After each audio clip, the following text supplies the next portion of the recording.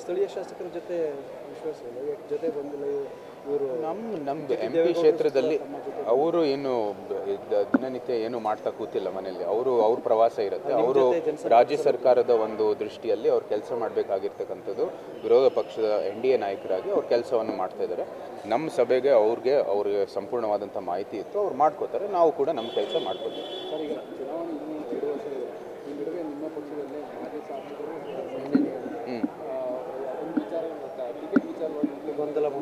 ಈಗಾಗಲೇ ನಮ್ಮ ಪಕ್ಷದಲ್ಲಿ ಭಾಳ ಸ್ಪಷ್ಟವಾದಂಥ ಒಂದು ಪ್ರಕ್ರಿಯೆ ಇದೆ. ಇದು ನಮ್ಮ ಸೂಕ್ತವಾದಂಥ ಸಮಿತಿಯಲ್ಲಿ ಕೇಂದ್ರದ ವರಿಷ್ಠರು ಇರ್ಬೋದು, ರಾಜ್ಯದ ವರಿಷ್ಠರು ಇರ್ಬೋದು, ಕೂತ್ಕೊಂಡು ಯಾರು ಅರ್ಹರು, ಯಾರಿಗೆ ಒಂದು ಒಳ್ಳೆ ಜನರಲ್ಲಿ ಒಂದು ಅಭಿಪ್ರಾಯ ಇದೆ, ಅವ್ರು ಆಯ್ಕೆ ಮಾಡಿಕೊಂಡು ಅವ್ರಿಗೆ ಟಿಕೆಟ್ ಕೊಡುವಂಥದ್ದು ಒಂದು ಪ್ರಕ್ರಿಯೆ ಇದೆ. ನಾವು ಯಾರು ಕೊಡ್ತಾರೋ ಇಲ್ವೋ ಅಂತ ಹೇಳುವಂಥದ್ದು ನಮ್ಮ ಯಾರಲ್ಲೂ ಕೂಡ ಆ ಒಂದು ಹೊಣೆ ಇಲ್ಲ. ಅವ್ರವ್ರು ಮಾಡ್ಕೊಳ್ಳುವಂಥದ್ದು ಪ್ರಕ್ರಿಯೆಗೆ ನಾವೆಲ್ಲ ತಕ್ಕ ಒಂದು ಹೋರಾಟ ಮಾಡ್ತೀವಿ. ಎಲ್ಲರಿಗೂ ವಾಕ್ ಸ್ವಾತಂತ್ರ್ಯ ಇದೆ, ಎಲ್ಲರಿಗೂ ತಮ್ಮ ಅಭಿಪ್ರಾಯ ಸಲ್ಲಿಸೋದಕ್ಕೆ ಸಂಪೂರ್ಣವಾದಂಥ ಸ್ವಾತಂತ್ರ್ಯ ಇದೆ. ಅವ್ರು ಮಾಡ್ಕೋತಾ ಇದ್ದಾರೆ ಅಷ್ಟೇ. ಅಲ್ಲ, ಈ ಥರ ಮಾಡಿದ್ರೆ ಪಕ್ಷಕ್ಕೆ ಡ್ಯಾಮೇಜ್ ಆಗಲ್ಲ, ಜೊತೆಗೆ ಕ್ಷೇತ್ರದ ಜನರಿಗೂ ಕೂಡ ಸಮಸ್ಯೆ ಆಗಲ್ಲ. ಇವತ್ತು ಚಾಮರಾಜ ಕ್ಷೇತ್ರ ಇರ್ಬೋದು, ಕೃಷ್ಣಾಜ ಇರ್ಬೋದು, ಮೈಸೂರಿನ ಸಮಸ್ಯೆ ಇನ್ನೊಂದು 11 ತಾಲೂಕುಗಳಿದ್ದಾವೆ. ಎಲ್ಲದರಲ್ಲೂ ಸಹ ಒಂದು ಒಳ್ಳೆ ಹೋರಾಟ ನಡೀತಾ ಇದೆ. ನಮಗೆ ಸಂಪೂರ್ಣವಾದಂಥ ವಿಶ್ವಾಸ ಇದೆ, ನಮಗೆ ಒಳ್ಳೆ ಫಲಿತಾಂಶ ಸಿಕ್ಕತ್ತೆ. ಚುನಾವಣೆ ಬಂದ ಸಮಯದಲ್ಲಿ ನಾಳೆ ಬಂದರೂ ಕೂಡ ನಮಗೆ ಒಳ್ಳೆ ಹೋರಾಟ ಮಾಡುವಂಥದ್ದು ಒಳ್ಳೆ ವ್ಯವಸ್ಥೆ ಇದೆ. ಸರ್, ಈಗ ನಿನ್ನೆ NR ಪೊಲೀಸ್ ಠಾಣೆ ಲಿಮಿಟಲ್ಲಿ ರಾಜೀವ್ ನಗರದಲ್ಲಿ ಮಾದಕ ವಸ್ತು ಸೇವನೆ ಮಾಡ್ಕೊಂಡಿದ್ದನ್ನು ಪೊಲೀಸರ ಮೇಲೆ ಹಲ್ಲೆ ಮಾಡಿದ್ದಾರೆ. 4 ಜನ ಹಲ್ಲೆ ಮಾಡಿರ್ತಕ್ಕಂಥದ್ದು. ಈಗಲೂ ನಾನು ಅದರದ್ದು ಒಂದು ಎಕ್ಸಲ್ಲಿ ಒಂದು ಆಗಲೇ ಸ್ಟೇಟ್ಮೆಂಟನ್ನು ಕೊಟ್ಟಿದ್ದೀನಿ. ಇದು ನಿರಂತರವಾಗಿ ನಡೀತಾ ಇರ್ತಕ್ಕಂಥ ಒಂದು ಸಮಸ್ಯೆ. ಕಾನೂನು ಮತ್ತು ಸುವ್ಯವಸ್ಥೆ ಸಂಪೂರ್ಣವಾಗಿ ನಮ್ಮ ರಾಜ್ಯದಲ್ಲಿ ವಿಫಲ ಆಗಿದೆ. ಬಳ್ಳಾರಿಯ ಒಂದು ಪ್ರಕರಣ ಇರ್ಬೋದು, ಹುಬ್ಳಿನಲ್ಲಿ ನಡೆದಿರ್ತಕ್ಕಂಥ ಪ್ರಕರಣ ಇರ್ಬೋದು, ಇವತ್ತು ಇಲ್ಲಿ ಮೈಸೂರಿನಲ್ಲಿ ಹಿಂದೆ ಡ್ರಗ್ಸ್ ಕಾರ್ಖಾನೆ ಪತ್ತೆ ಆಗಿರ್ತಕ್ಕಂಥದ್ದು, ಬೆಂಗಳೂರಿನಲ್ಲಿ ಇನ್ನೊಂದು 2-3 ಪತ್ತೆ ಆಗಿದೆ. ನಂತರ ಇಲ್ಲಿ ಡ್ರಗ್ಸ್ ನಶೆಯಲ್ಲಿರತಕ್ಕಂಥ 4 ಯುವಕರು ಪೊಲೀಸ್ ಕಾನ್ಸ್ಟೇಬಲ್ ಮೇಲೆ ಹಲ್ಲೆ ಮಾಡಿದ್ದಾರೆ. ಹಿಂದೆ ಉದಯಗಿರಿ ಠಾಣೆ ಮೇಲೂ ಕೂಡ ಹಲ್ಲೆ ಮಾಡಿರ್ತಕ್ಕಂಥದ್ದು. ಈ ಥರ ಕಾನೂನು ಮತ್ತು ಸುವ್ಯವಸ್ಥೆಗೆ ಸಂಬಂಧಪಟ್ಟಿರ್ತಕ್ಕಂಥ ಸಮಸ್ಯೆಗಳು ನಾವು ಉಲ್ಲೇಖ ಮಾಡ್ಕೊಂಡು ಹೋಗ್ತಾನೇ ಇರ್ಬೋದು. ಸಮಸ್ಯೆಗಳು ಈಗ ಹೆಚ್ಚಾಗ್ತಾ ಇದ್ದಾವೆ ರಾಜ್ಯದಲ್ಲಿ. ಕಾನೂನು ಮತ್ತು ಸುವ್ಯವಸ್ಥೆ ಇವತ್ತು ಕಾಂಗ್ರೆಸ್ಸಿನ ಒಂದು ಏನು ಕಾಂಗ್ರೆಸ್ ಅಥವಾ ಕಾಂಗ್ರೆಸ್ಸಿನ ಏಜೆಂಟ್ಗಳ ಥರ ವರ್ತನೆ ಮಾಡ್ತಾ ಇದ್ದಾರೆ ಅಂತ ನಮ್ಮ ಭಾಳ ಸ್ಪಷ್ಟವಾದಂಥ ಆರೋಪ. ಅದು ತಕ್ಷಣ ಆ ಒಂದು ಪ್ರಕರಣ ನಾವು ಕೂಡ ಪರಿಶೀಲನೆ ಮಾಡಿ ತಕ್ಷಣವೇ ಅವರು ಕ್ರಮ ತಗೊಂಡಿದ್ದಾರೆ. ಅದು ಇಲ್ಲಿ ಉಲ್ಲೇಖ ಮಾಡುವಂಥದ್ದು ಏನಿಲ್ಲ. ಆದರೆ ಇಂಥ ಒಂದು ಮಾಡೋದಕ್ಕೆ ಏನಕ್ಕೆ ಅವಕಾಶ ಕೊಡ್ತಾ ಇದ್ದಾರೆ ಅಂತ, ಯಾಂತಿಕಂದರೆ ಕಾನೂನು ಮತ್ತು ಸುವ್ಯವಸ್ಥೆ ಬಗ್ಗೆ ಇವತ್ತು ಒಂದು ಏನು ಯಾವುದೇ ರೀತಿಯ ಒಂದು ಭಯ ಇಲ್ಲ. ಇಲ್ಲಿ ಏನೇ ಮಾಡಿದ್ರು ನಮಗೇನೋ ಒಂದು ಕೇಸ್ ದಾಖಲೆ ಆಗೋಲ್ಲ, ಏನೂ ಆಗಲ್ಲ ಅಂತ ಒಂದು ವಿಶ್ವಾಸ ಬಂದಿದೆ ಜನರಿಗೆ.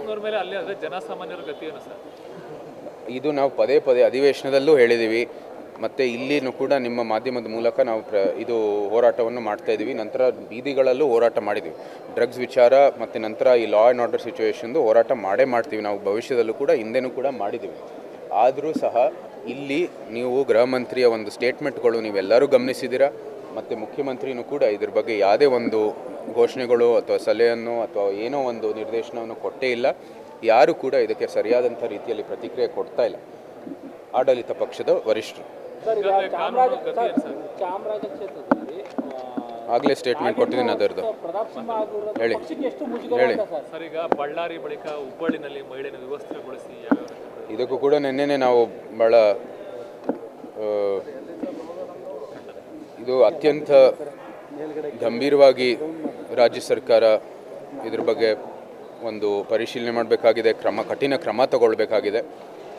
ಯಾವುದೇ ಒಂದು ಹೆಣ್ಣೇನೆ, ಮಹಿಳೆಯೇ, ಅದು ಭಾಳ ಮುಖ್ಯವಾಗಿ ನಮ್ಮ ಎಲ್ಲರ ಒಂದು ನಿಲುವು. ಕಾನೂನುಬದ್ಧ ರೀತಿಯಲ್ಲಿ ಕ್ರಮ ತಗೊಳ್ಳೋದ್ರಲ್ಲಿ ಏನು ಸಮಸ್ಯೆ ಇಲ್ಲ. ಆದರೆ ಇಲ್ಲಿ ಅವ್ರ ಮೇಲೆ ಹಲ್ಲೆ ಮಾಡಿರ್ತಕ್ಕಂಥದ್ದು ಎಲ್ಲರ ಒಂದು ಅಭಿಪ್ರಾಯ. ನಂತರ ಹಲ್ಲೆ ಮಾಡಿರೋರ ಮೇಲೇ ಅವ್ರ FIR ರಿಜಿಸ್ಟರ್ ಮಾಡಿದ್ದಾರೆ. ನಂತರನೂ ಕೂಡ ಅವರ ಪೊಲೀಸ್ ಠಾಣೆಗೆ ತೊಗೊಂಡು ಹೋಗುವಾಗ ಈ ವ್ಯವಸ್ಥೆಗೊಳಿಸುವಂಥದ್ದು ಎಲ್ಲರಿಗೂ ಬಂದಿದೆ ಈ ಸುದ್ದಿ. ಅತ್ಯಂತ ಖಂಡನೀಯ ಒಂದು ಘಟನೆ. ನಾವು ಮುಖ್ಯಮಂತ್ರಿ ಇರ್ಬೋದು, ಗೃಹ ಸಚಿವರು ಇರ್ಬೋದು, ಇಬ್ಬರೂ ಸಹ ಈ ಅಧಿಕಾರಿಗಳು ಯಾರು ಇಂಥ ಒಂದು ವರ್ತನೆಯನ್ನು ತೋರಿಸಿದ್ದಾರೆ ಅವ್ರ ಮೇಲೆ ಸೂಕ್ತವಾದಂಥ ಕಠಿಣವಾದಂಥ ಕ್ರಮವನ್ನು ತಗೋಬೇಕಾಗುತ್ತೆ.